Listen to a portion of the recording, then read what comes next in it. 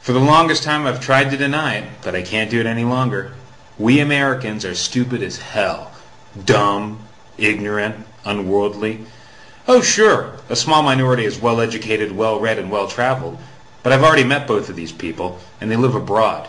How stupid is America? Let's look at the statistics, something which Americans usually hate to do, unless it involves batting averages. Nearly 50% of Americans cannot read well enough to find a single piece of information in a short publication. I've got a feeling this includes our president. You know, perhaps Americans stuff their brains with too much religious fantasy instead of facts. 61% of Americans believe the biblical account of creation, Genesis, is literally true. 73% of adults believe in miracles, and 40% believe in ghosts. Even though most Americans think a bearded man in the sky invented the world in 6 days, they haven't bothered to actually read the Bible. 60% of Americans can't name 5 of the 10 Commandments. And 50% of high school seniors think Sodom and Gomorrah were married.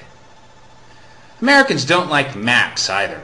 A National Geographic survey of 18 to 24-year-olds showed that about 11% of them cannot find their own country on a map of the world. 69% could not find England. But we're still number 1 in science, right? Wrong. 20% of Americans believe the sun orbits the earth. So who's doing all that complicated technological work in the USA? Foreigners.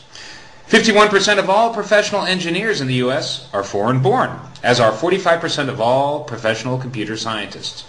American kids are busy studying business. What do Americans know about? Television. The BBC asked Americans to name the 5 freedoms named in the First Amendment. Only 1 in 4 could name one of the 5 freedoms. You know, speech, press, religion, assembly, and petition for redress of grievances. The good news is that more than half of them could name at least 2 members of the Simpsons family. Amazingly, 1 in 5 thought that one of the freedoms was the right to own a pet. That's stupid with a capital S. So what does this all mean? We're living on borrowed time. The sun, which apparently orbits us once per day, is setting on our empire. Unless we want a second-rate economy to go with our second-rate minds, we might want to take learning a little more seriously. The best way to do this is by establishing a national K-12 curriculum with yearly standardized testing. This way, every parent could compare his child's performance to that of others in his school, county, state, nation, and, dare I say it, the rest of the world. Maybe you're thinking, why should I? My school district is great. 76% of Americans are satisfied with their local schools. Paradoxically, more than half of Americans are dissatisfied with the quality of American public education. The math just doesn't add up. Then again, look at who's doing the calculating. For more on this, check out the following website, coreknowledge.org. The link's right up there. It's based on the findings of E.D. Hirsch, Jr., who's done more thinking about what kids ought to know than just about anybody.